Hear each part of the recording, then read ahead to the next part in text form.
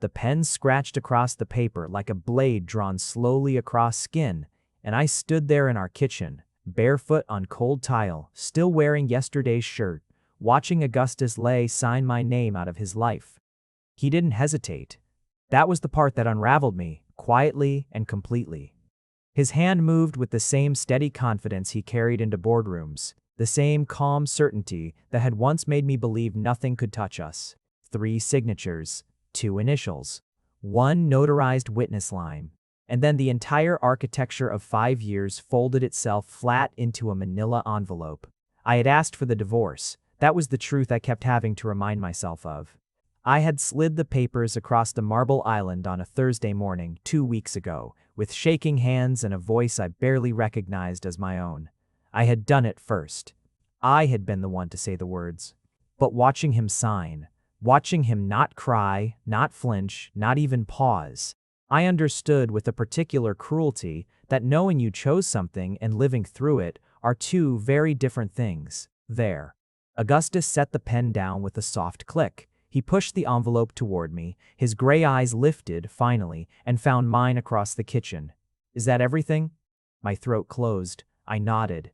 He straightened, adjusted the cuffs of his white dress shirt, and picked up his coffee cup. The normalcy of it was devastating.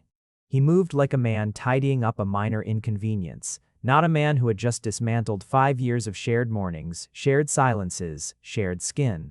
"I'll have my things moved by the end of the month," he said. "You can keep the apartment." Augustus, Jacob. His voice was quiet, final. The way he said my name had always been different from anyone else who'd ever said it. Like each syllable was considered, like he meant it, and even now, even in this, it landed somewhere tender. Don't. I didn't know what I would have said anyway. I let it go. I picked up the envelope, walked to the hallway closet, and tucked it behind the winter coats I hadn't touched since February. He left for work 20 minutes later. I stood at the window and watched his car pull out of the building's underground lot taillights, disappearing into the gray morning like 2 dying embers. And then I sat down on the kitchen floor and pressed my back against the cabinet under the sink and stayed there for a very long time. This is the part of the story most people don't tell, the part that comes after the dramatic decision. The silence. The particular emptiness of a home that still smells like someone who is leaving. I had loved Augustus Le for 5 years. I had married him at 26 in a small civil ceremony with no guests, except our respective best friends and a city clerk who sneezed twice during the vows. I had shared his bed and his nightmares and his terrible habit of leaving cabinet doors open and his extraordinary gift for making me feel, in moments of being held, that I was the only solid thing in a spinning world. And I had asked for the divorce because I had found a note. Not a love letter, not a confession. A folded piece of paper in the breast pocket of his coat. A coat I'd been about to bring to the dry cleaners, with a name and a time and an address written in handwriting that wasn't his. And beneath those 3 clinical lines, in someone else's script, "He deserves better. You know he does." I had stood in the hallway for 12 minutes with that note in my hand. I had read it 11 times. Then I had put it back in his pocket, driven the coat to the dry cleaners, come home, and sat with what I had read for 2 weeks before I asked Marcus, my oldest friend, whether what I was feeling was paranoia or clarity. Marcus had said, "You've been disappearing for months, Jake. Whatever is happening in that apartment, it's making you smaller." That night, I had typed out a divorce petition at 2 in the morning, hands steady because I was still numb, and in the morning, I had slid it across the kitchen island. I had not told Augustus about the note. I had told myself it didn't matter what the note meant, who had written it, what secret geography it pointed to. What mattered was that I didn't know. What mattered was that I had realized, in those 12 minutes in the hallway, that I didn't know my husband anymore.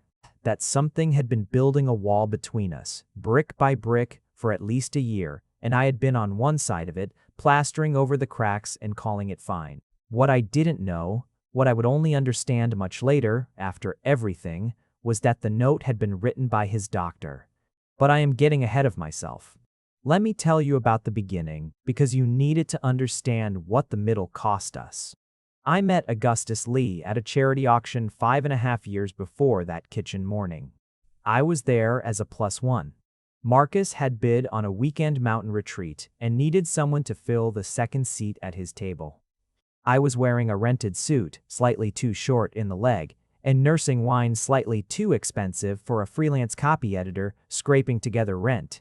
I noticed Augustus before he spoke to me, not because he was the most conventionally beautiful person in the room, though he was striking in a way that made you look twice.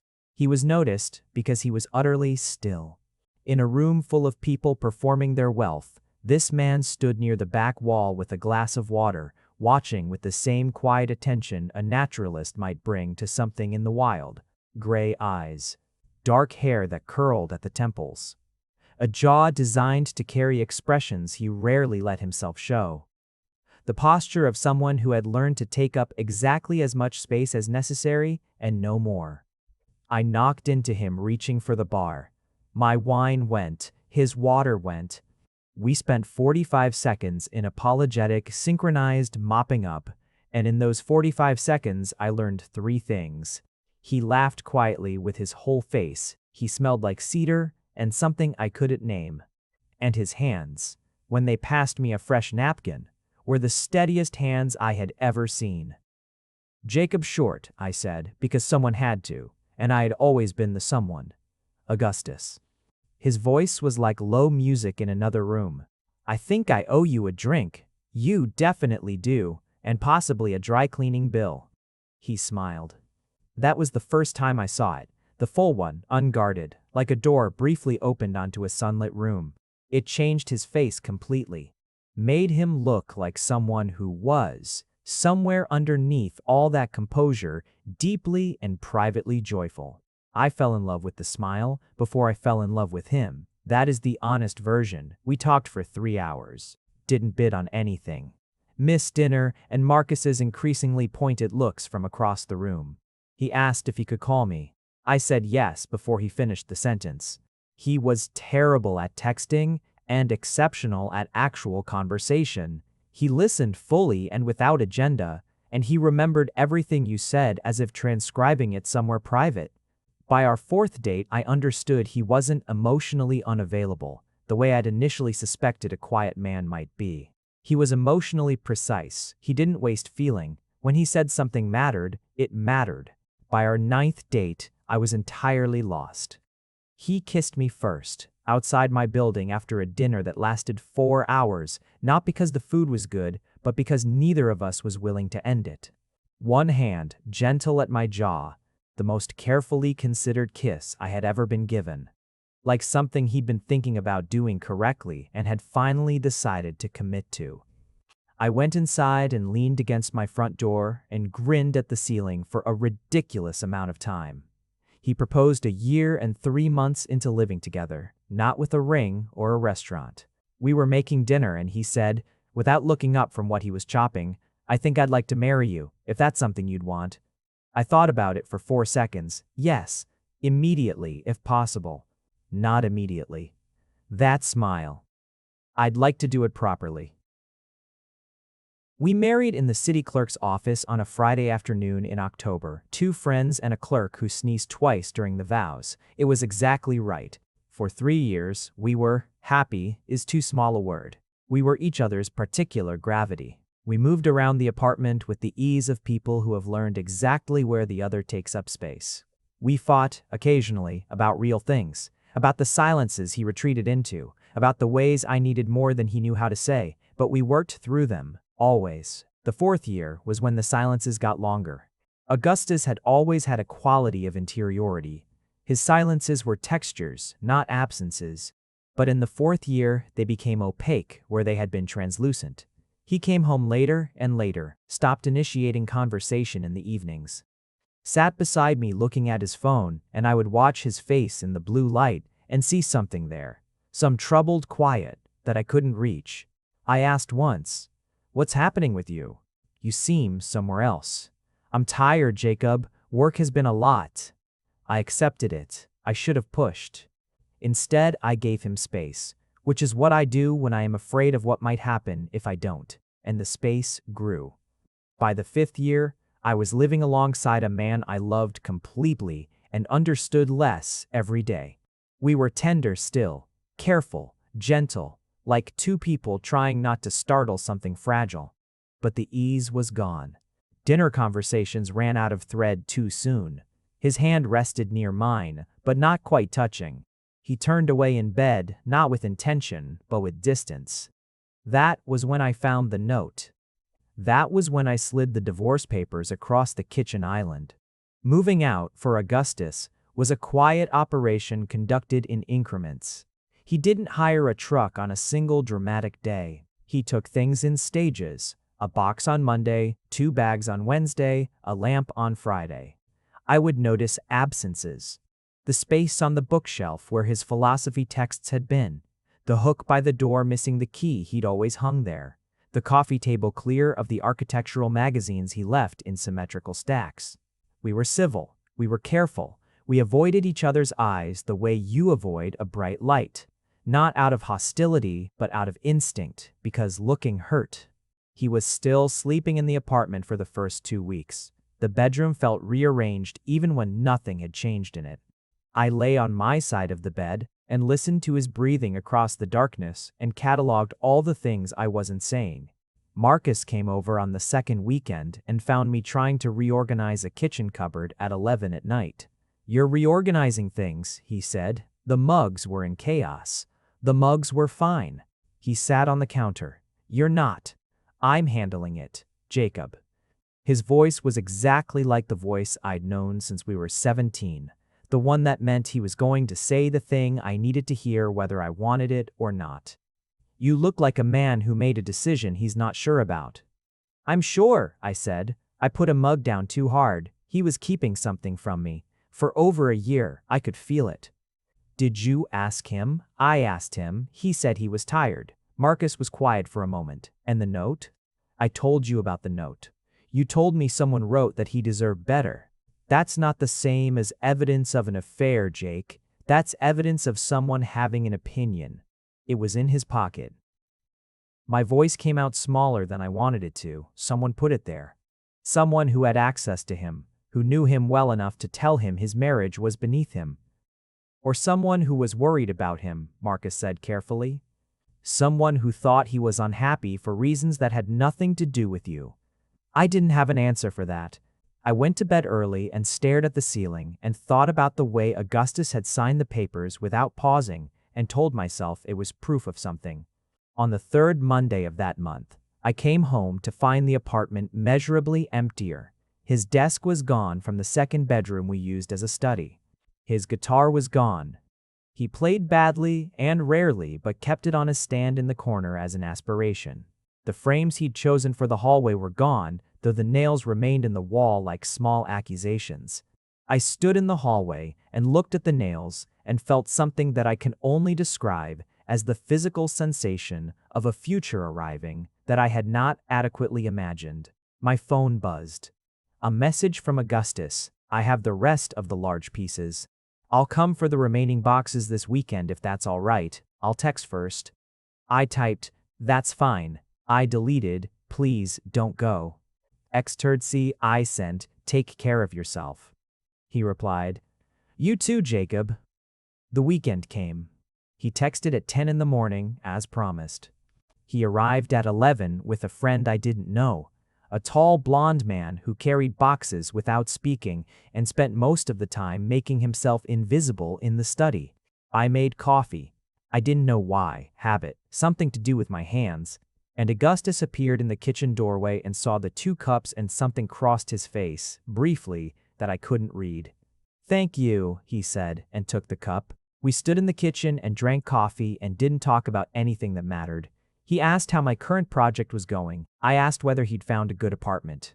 He had, a service apartment, temporary, on the north side of the city, near work, he said. Convenient. I nodded like convenience was a perfectly adequate thing. He set the cup down, and I watched his hand on the counter, those steady, deliberate hands, and noticed something I hadn't noticed before. Or maybe I had noticed and hadn't let myself understand. His hand was trembling. Slightly, barely perceptibly, just enough that when he set the cup down, it touched the counter with a small unsteadiness, a ghost of a rattle. He folded his fingers into a fist and straightened. "I think we have everything," he said. "Okay," I said. He looked at me for a moment. Really looked, the way he hadn't in so long, gray eyes direct and a little too complicated to read in the 3 seconds I had them. Then he nodded once. "Take care of yourself, Jacob. I mean that." He left. The apartment was very quiet after. I went to the bathroom to wash the coffee cups, and that was when I found it. The bathroom cabinet behind the mirror. The small recessed one above the sink that we'd always used for vitamins and first aid, and the random detritus of daily living, had a broken inner bracket that I'd been meaning to fix for 8 months. Things fell to the back of it. Things got shoved to the back of it and forgotten. I opened it for no particular reason. Looking for the aspirin maybe? Or just doing the useless hand movement of a person who needs to do something with their body. There was a box at the back, behind the allergy tablets, behind the spare razor, behind the half-empty bottle of cough syrup. It had fallen behind everything else, or been pushed there, and lodged against the back panel at a slight angle. I almost didn't reach for it, but I did. I pulled it free from the back of the cabinet and looked at it for a full 10 seconds before what I was seeing resolved itself into meaning. A pregnancy test. Opened. The box torn at one corner where the test had been removed. And beside it in the box, the folded instruction sheet and one unused test. One test was missing. I stood in the bathroom with an open pregnancy test box in my hand and tried to understand what I was looking at. My first thought was irrational.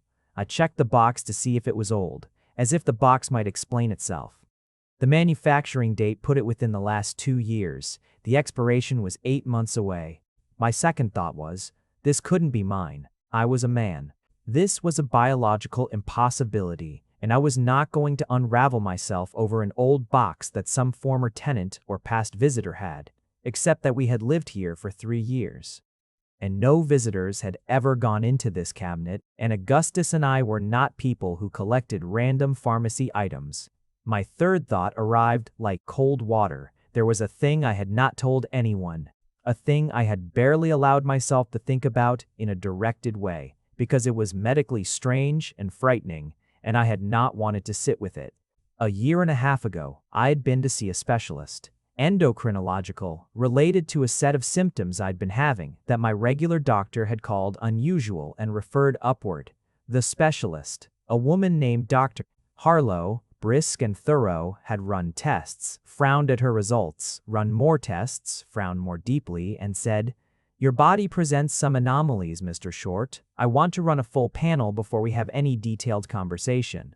Try not to look anything up in the meantime." I had, of course, looked things up. I had understood very little of what I found. What I had understood made me feel untethered and frightened and deeply uncertain of the familiar geography of my own body. I had gone back to Dr. Harlow 3 weeks later. She had been careful, in the way that careful professionals are careful when they are about to say something that will restructure someone's sense of themselves.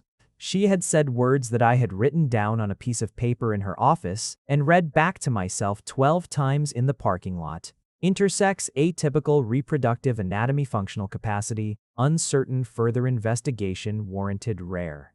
Your specific case, extraordinary. I had not told Augustus. I had been terrified to tell Augustus. We had never discussed children with any concrete intention. It was one of those conversations we had circled without landing. Something we both understood existed as a question for the future, to be resolved when the future was closer. But I had understood, in Dr. Harlow's office, that the question was not theoretical anymore.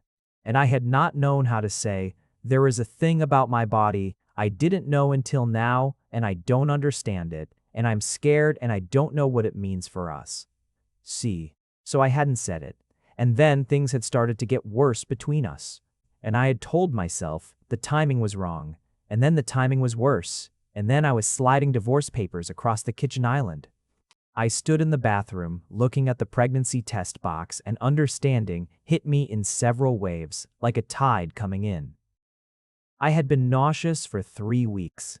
I had attributed it to stress, the divorce, the moving, the particular grief of an ending. I had been exhausted. I had been crying more than was, even for me, usual. I had had a headache for 2 days that paracetamol barely touched. I counted backward in my head. I counted forward. My hands began to shake. I found the second test in the box. I used it. I set it on the edge of the sink and sat on the closed toilet lid and looked at a fixed point on the tile wall and breathed for the 2 minutes the instructions specified. 2 lines. I picked up the test. I sat with it for a long time. Outside the window, the city continued its afternoon, indifferent and ordinary, full of people who were living entirely different days. Then I called Marcus. Marcus arrived in 22 minutes, which meant he had not waited for the traffic light. He let himself in with his spare key. I had not managed to move from the bathroom to the hallway to open the door. I was still sitting on the closed toilet lid with the test in my hand, and I heard him in the apartment calling my name. And then he knocked on the bathroom door and I said, "In here." And he came in and looked at me and looked at the test and sat down on the edge of the bathtub.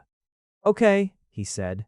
"Okay," I repeated, because it was the only word available. "When did—" "I don't know exactly." My voice was very flat, the voice of someone who has used all their available panic and has arrived at a strange calm on the other side. Sometime in the last 2 months. Before I knew before things got this far. Marcus looked at the test. He looked at me. He had known about Dr. Harlow. I had told him, eventually, 3 months after the appointment, on a night when I'd had enough wine to make the words come loose. He was the only person who had known. "Jacob," he said. And then he didn't say anything else for a moment, because he was Marcus and he understood that sometimes you needed the silence before the words. "I have to tell him," I said. "Yes, he's gone. He just left. He has a service apartment on the north side of the city." "I know. You're going to have to tell him anyway." I looked at the test again. The lines had not changed. I asked for the divorce. "I know. He signed it without. He didn't even—" The flat voice cracked at the edges. He was so calm, like it was just paperwork. "Jake." Marcus leaned forward. His voice was very gentle. "There is something I have been holding on to that I wasn't sure I should tell you, but I think you need to hear it now." I looked up. I spoke to Daniel, Augustus's friend, the blonde one who was here today, helping him move. Marcus paused. "We know each other, a little.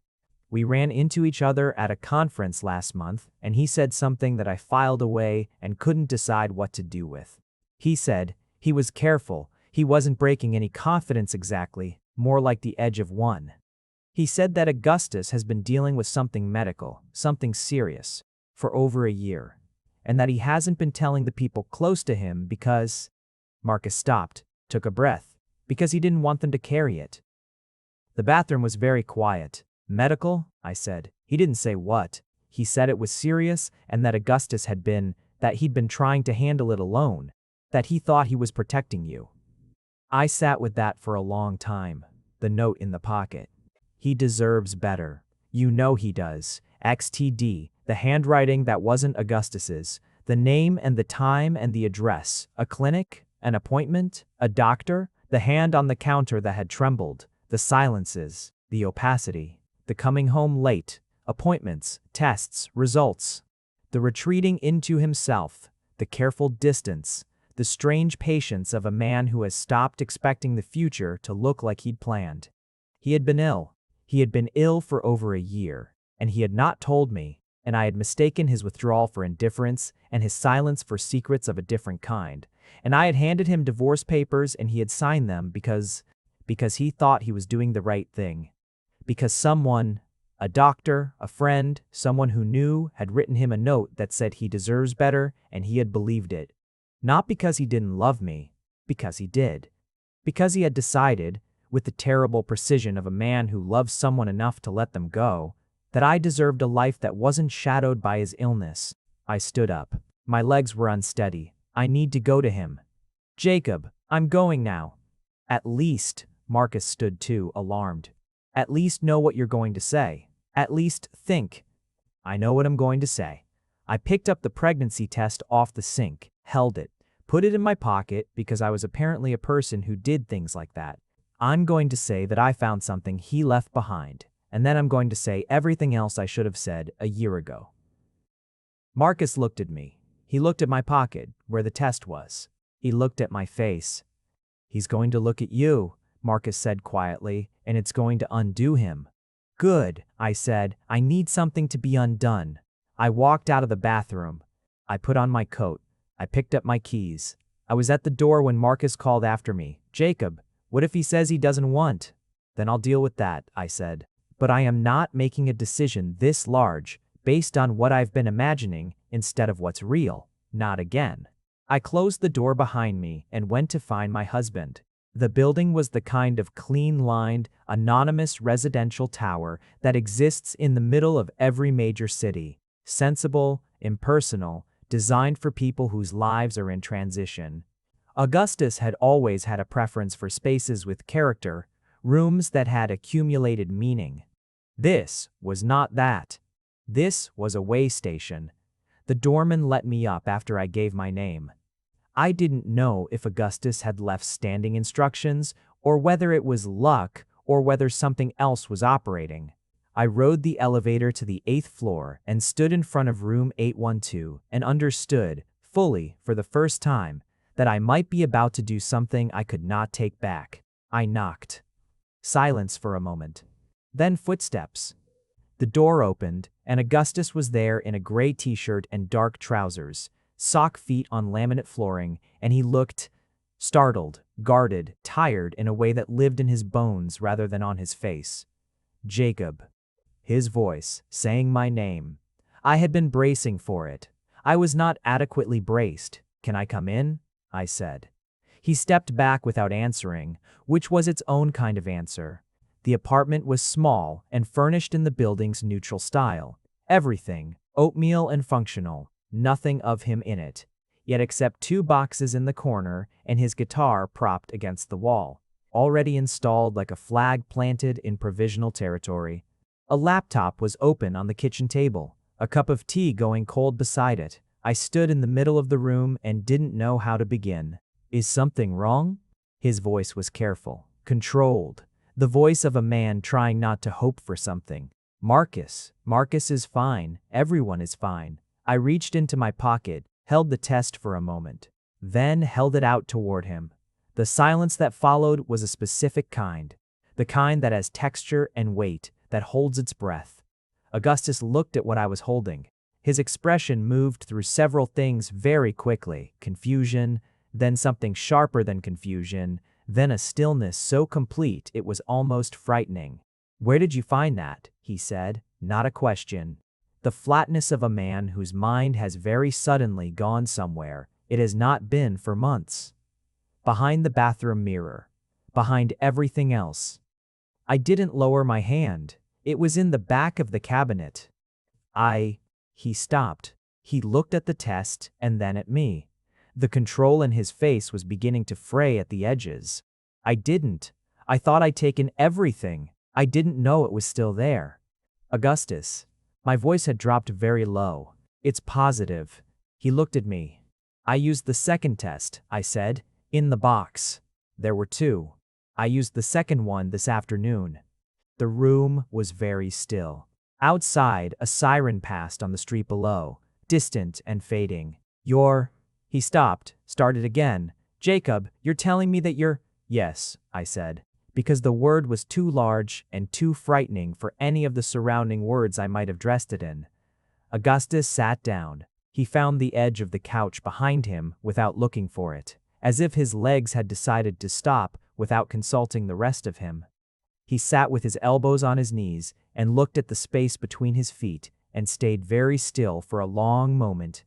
I was still standing in the middle of the room. I was still holding the test. My heart was doing something complicated and violent in my chest. I know about the illness, I said. Not the details, but I know. His head came up. I know you've been dealing with something for over a year, and I know you didn't tell me, and I know. My voice broke slightly, mended itself. I know you were trying to protect me, and I need you to understand something. I need you to hear this, please. I took a breath. I found a note. In your coat pocket, the one I took to the dry cleaners in March. The note about it said you deserved better. It had a name, a time, an address. I thought, Jacob, I thought it was someone telling you your marriage was beneath you. I thought you had someone or wanted someone, and I couldn't. The words were coming faster now, all the things I'd been storing. I couldn't stand not knowing what it meant, and instead of just asking, I gave you divorce papers because I am a coward in the specific way that involves acting before letting myself be hurt. The silence after this was different. It was listening. The note was from your doctor, wasn't it? I said. It wasn't quite a question. Augustus looked at me for a long time. His gray eyes were very bright. Something in them was finally, carefully, opening. Dr. Renner, he said. She doesn't, usually, but she knew I wasn't telling you. She said it once, outside her office, before I left. She said I was being unfair to you. That you deserve to know, to make choices. I took the note. I told myself I was thinking about it. He stopped. I was thinking about it for 8 months. What is it? I asked. What's wrong with you? The question came out more directly than I intended. He didn't flinch from it. A cardiac condition, he said. Structural. I've known about it for 18 months. We discovered it during a routine physical that turned out to be not routine. It's not immediately life-threatening, but it requires management, surgery possibly in the future, medications, restrictions. He looked at his hands. I watched you building your life and your work, and His voice went quiet in a specific way. I was afraid that telling you would mean watching you make yourself smaller. Watching you take care of me and give up things for me. You had done enough of that in the ways I was already. He shook his head. I am not easy to be with, Jacob. I know that. You are the easiest and the hardest thing I have ever had in my life, I said, and those are not the same statement. He looked up at me. I don't need easy, I said. I never needed easy. I needed true. I needed you to trust me with the things that were real. I finally crossed the room. I sat on the couch beside him, turned toward him, close enough that I could see everything his face was doing. You were withdrawing to protect me, and I was interpreting it as abandonment, and neither of us was talking to the other, and we both lost a year. We lost more than that. I know, he said, very quietly. And now there's this. I looked down at the test I was still holding, set it on the cushion between us. We both looked at it. I don't understand, Augustus said. Jacob, how? It's complicated, I said. Medically. I've known for a while about the possibility. I didn't tell you either. I met his eyes. It seems we have both been very busy not telling each other things. Something moved through his expression that I recognized, eventually, as the precursor to a laugh that didn't quite make it out. The almost laugh of a man whose body and his heart are at war. How long have you known, he asked, about my condition? 18 months, I said, give or take. He stared at me. We were not telling each other things at the exact same time. Apparently, while living in the same apartment. Yes, sleeping in the same bed. Yes. The almost laugh almost happened again. This time it got slightly further. It died before it arrived, but it had been close. Jacob, he said, and his voice had gone into a register I hadn't heard in so long that hearing it now was like a door opened in a room I'd thought was sealed. I know, I said. The divorce papers have not been filed with the court yet, I said. I checked. And then, because that was too much calm for what I actually felt, I didn't want to file them. I have been trying to want to file them. I have not successfully wanted to. He was looking at me in the way I'd been looking at him across the kitchen on the morning he signed, like someone who was watching a thing they had already let go of start, bewilderingly, to come back. There's a baby, he said, like he was trying the reality of it, like he was putting it on for the first time. There is, I don't know what we're going to do, I said honestly. I don't know the details yet. I need to call Dr. Harlow. I need to understand what this means for how this works. I don't know a lot of things. I looked at him.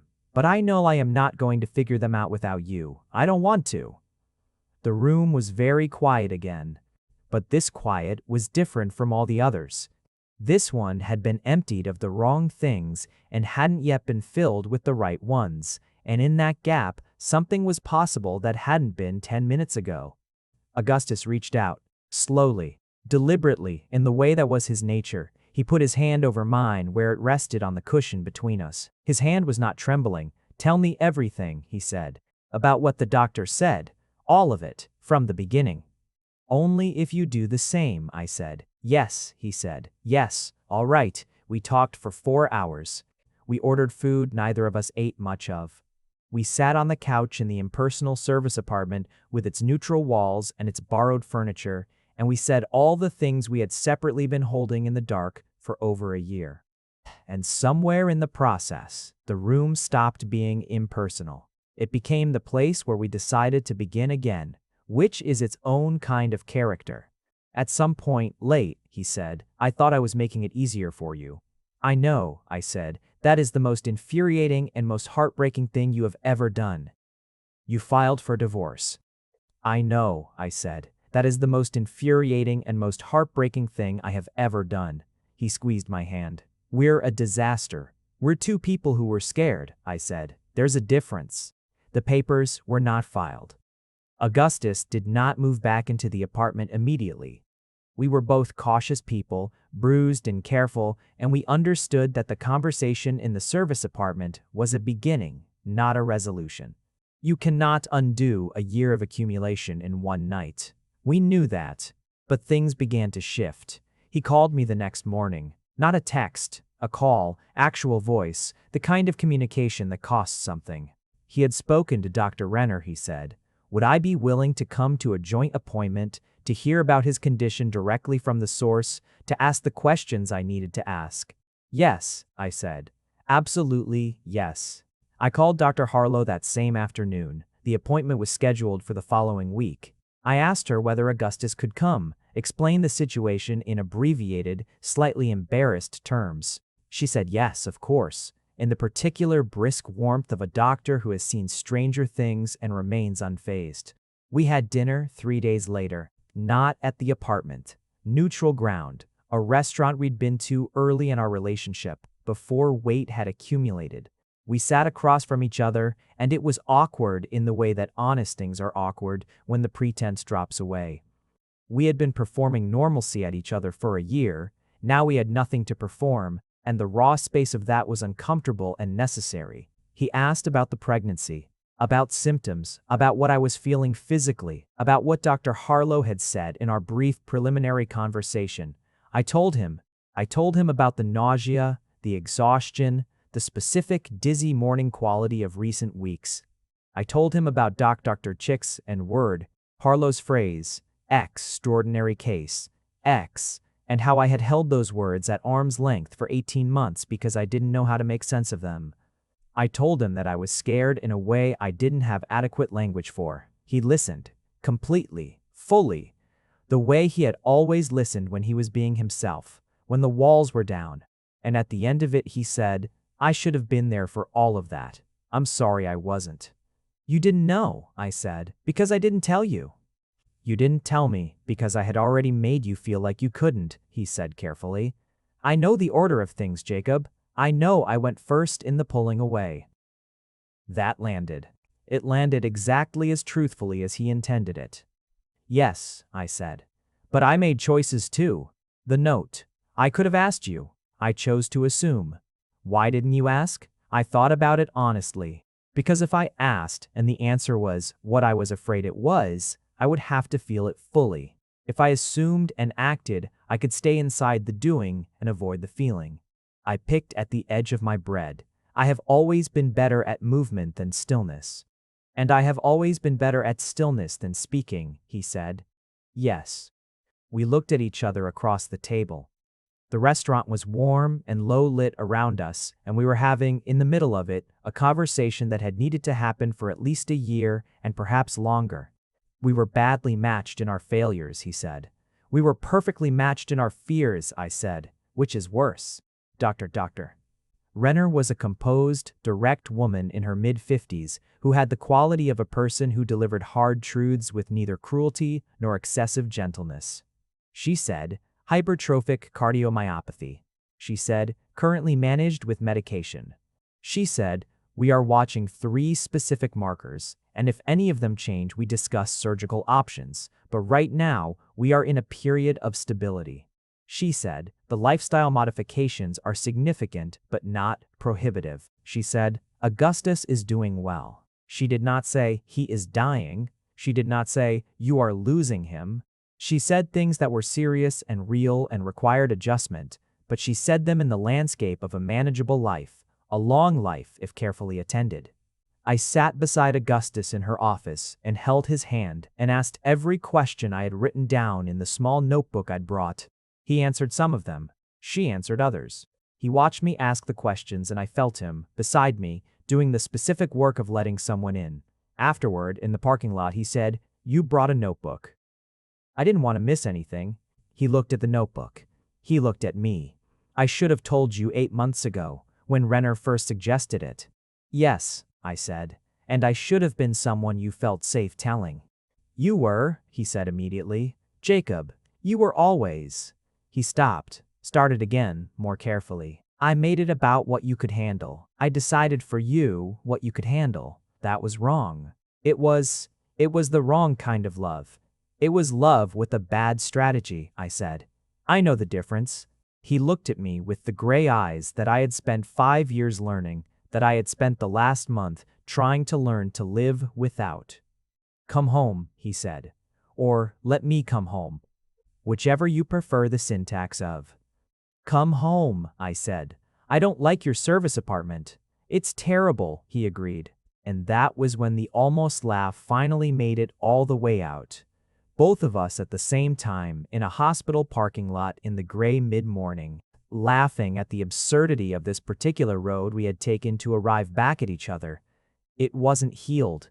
It was beginning. Those are different things, and it's important to know the difference.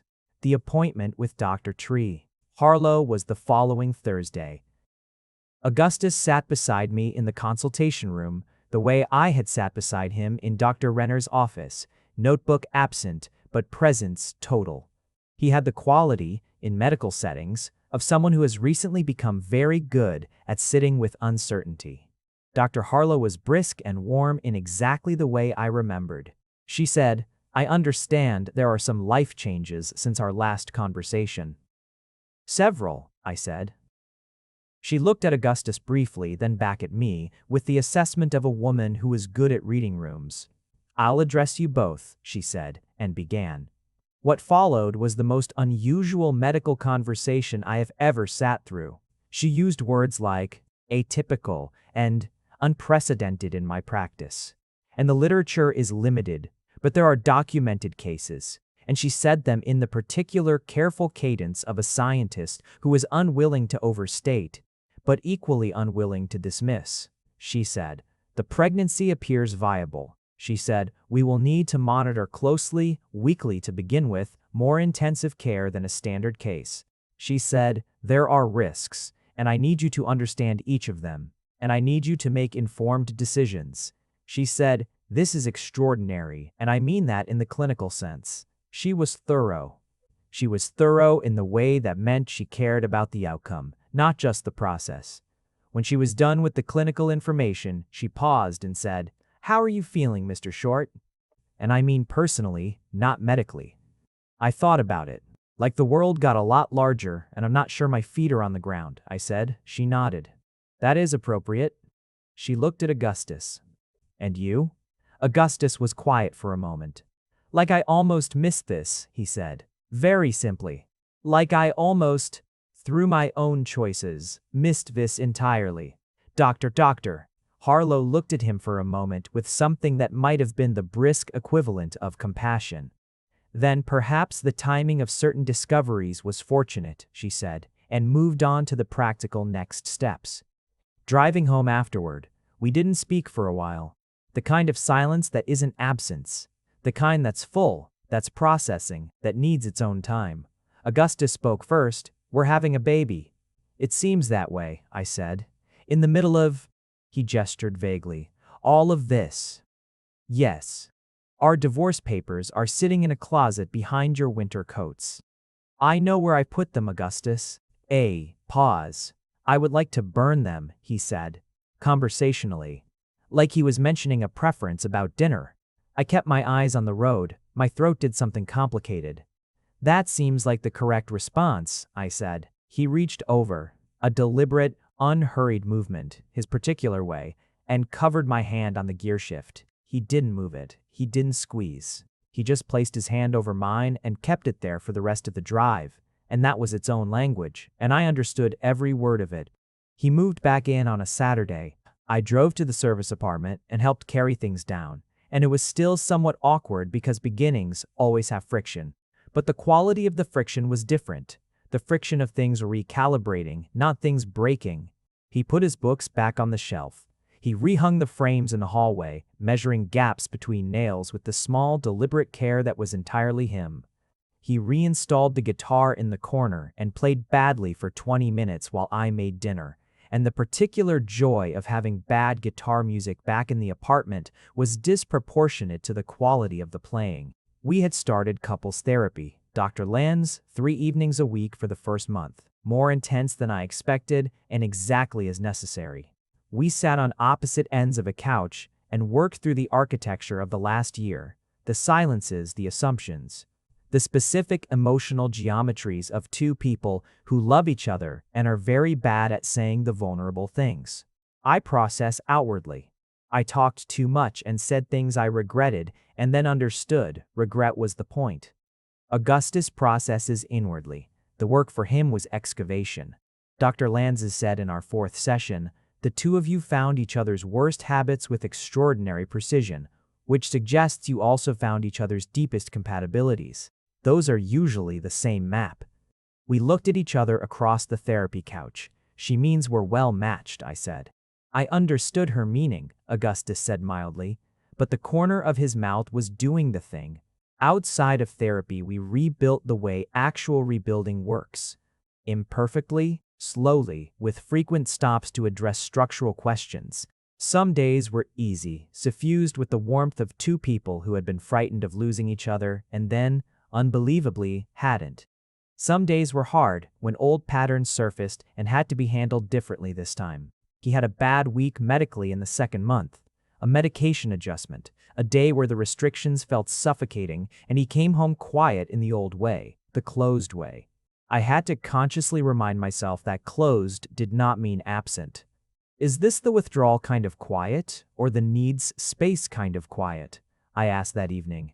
He looked at me. Something shifted. Needs space, he said. But I'm here. I'm not going anywhere. Okay, I'll be in the kitchen. He came to find me an hour later, leaned against the doorway, and said, "Thank you for asking rather than assuming. I'm working on it. So am I." He crossed the kitchen and stood beside me at the counter, shoulder against mine, quiet in the warm way now. Renner adjusted the beta blocker. Should stabilize by next week. Tell me more about it, I said. He told me. All of it. He spoke like someone who had practiced being seen and was still learning, but was committed to the practice. I listened the way he had taught me to listen, fully, without agenda. This is the work. This is what nobody shows you in the stories that end with reunion. The actual ongoing labor of choosing each other in the specific, repeated, sometimes difficult moments of daily life. But the stories also don't tell you this. It is not all labor. There are days, many days, more and more of them, that are simply good. He made coffee in the mornings, always. I'd forgotten how much I missed the smell of it before I was awake. He left cabinet doors open. I closed them with the same mild exasperation I had always felt. Except now, the exasperation was weighted with affection so profound it was almost absurd. He read beside me in the evenings with his feet tucked under him, turned slightly inward the way he always read. And I watched him from the other end of the couch and felt the specific richness of loving someone you had almost lost. We talked about the baby constantly. Augustus researched with the thoroughness he applied to everything. printing articles, highlighting sections, handing them to me with notes in the margin. One article had, beside a dense medical paragraph, in his handwriting, "Does this mean what I think it means?" I wrote back, "Yes. I'll explain it better later." He left it on the kitchen table the next morning with a sticky note. "Please explain it better today if possible." The baby made everything more fragile and more solid simultaneously. That is the strange math of a major change. It underlines everything. In the 4th month, at Dr. Harlow's office, we heard a heartbeat for the first time. I had thought I was prepared. I had attended every appointment with the composed practicality of someone managing a complex situation, taking notes, asking questions, being organized. And then there was the sound, small and fast and absolutely definite. Everything organized in me gave way. Augustus's hand found mine without either of us moving deliberately. His fingers laced through mine and squeezed, hard, once. "Good strong heartbeat," Dr. Harlow said. "Yes," I managed. "In the car afterward I cried." Not gently. The ugly, full kind, from somewhere below composure. Augustus pulled over and held my head against his shoulder and said nothing, just held on, and it was exactly what I needed. What he would have done 5 years ago, and 3 years ago, and what the last year had interrupted. "I thought we weren't going to have this," I said into his shirt. "I know." His voice was rough. "Me too. I'm very angry at you," I said, "for thinking you could protect me by leaving." "I know.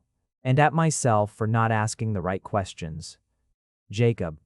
He pressed his lips to my hair. "We've established this, quite thoroughly, in therapy, multiple times. I'm allowed to still be angry. You're allowed to be angry indefinitely. Processing is non-linear. Don't use therapy language to deflect." "I'm not deflecting. I'm agreeing with you." I pulled back enough to look at him. His face was doing the complicated thing, feeling something large and not quite managing to contain it. His eyes were very bright. "You almost missed it," I said. "If I hadn't found the test." "I know." Very quiet. "I think about that constantly. Don't do it again. Don't ever decide alone about something that affects us both, that I can't handle knowing. Don't leave me on the outside of something real. Not ever again." "I won't." He said it with the same steadiness he said everything he meant with his entire self. "I promise you, Jacob, I promise." I believed him. Not because promises are magic, but because I knew this man, had always known him. And when Augustus Lay made a commitment, he made it the way he did everything, with total deliberateness, full weight. I burned them on a Sunday afternoon in the small outdoor area behind the building in a ceramic pot I'd been using for herbs that had never taken properly, while Augustus stood beside me with his hands in his pockets watching them go. It was anticlimactic in the way important things often are. Paper burns quickly.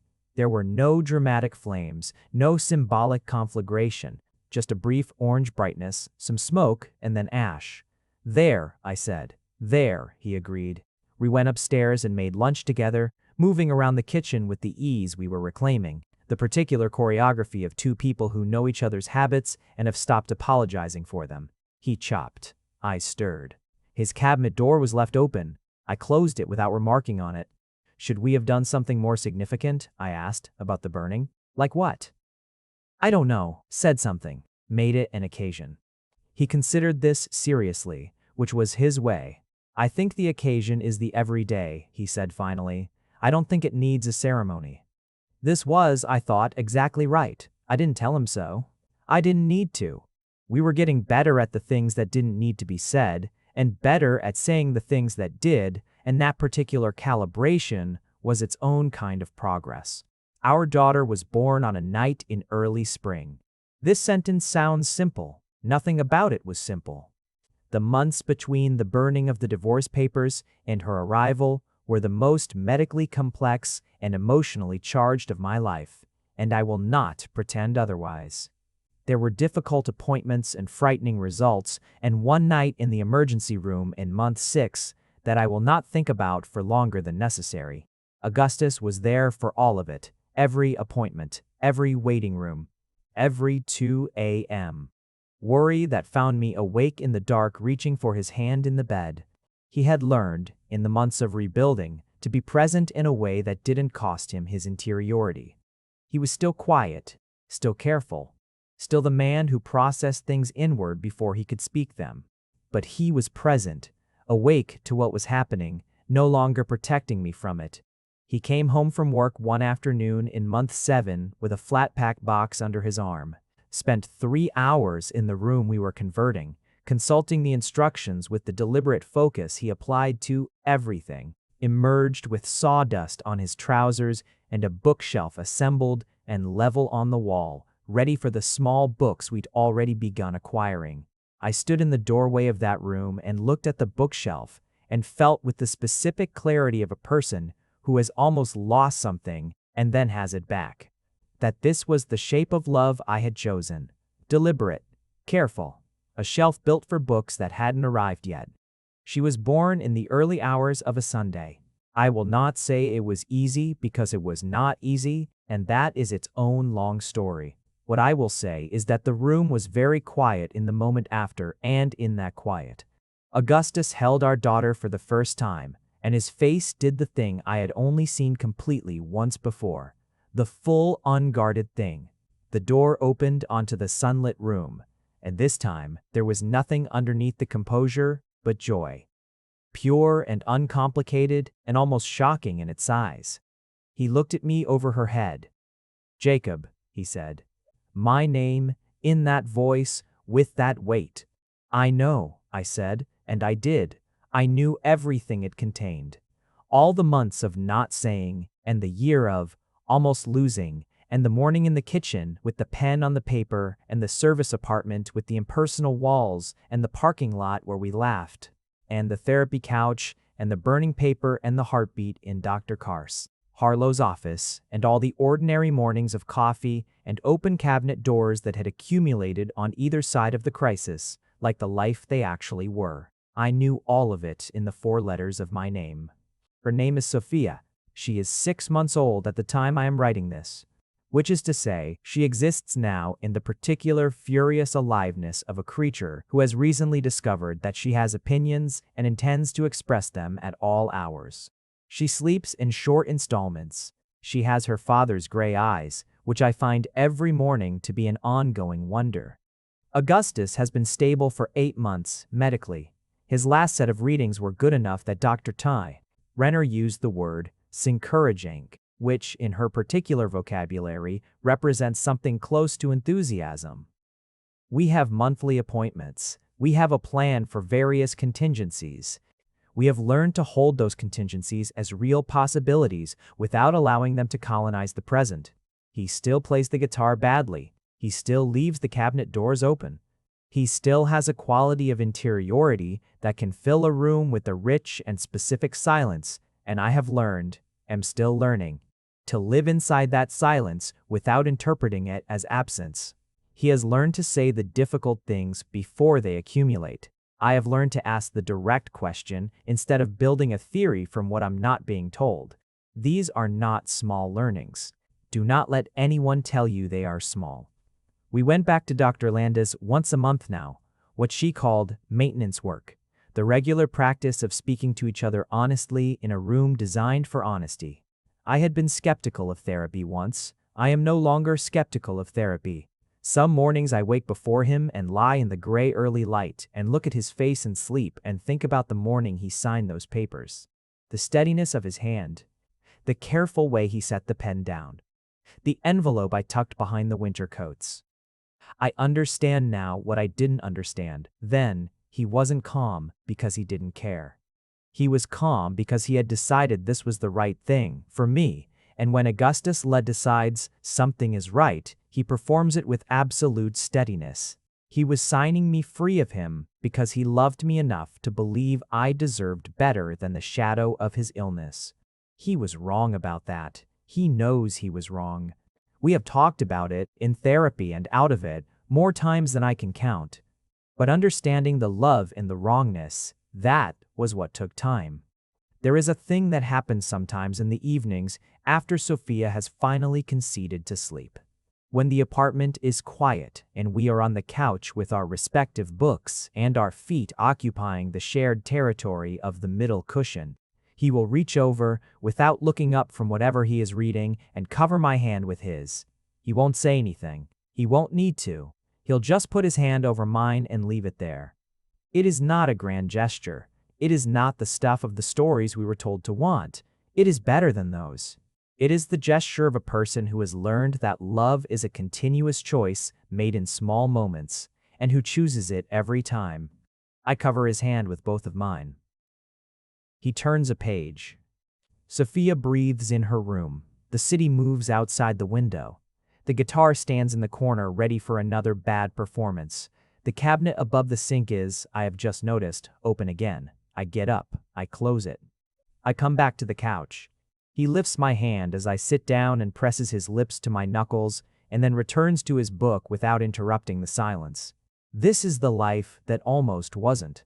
This is the life I intend to live. If you made it to the end, you're my kind of person.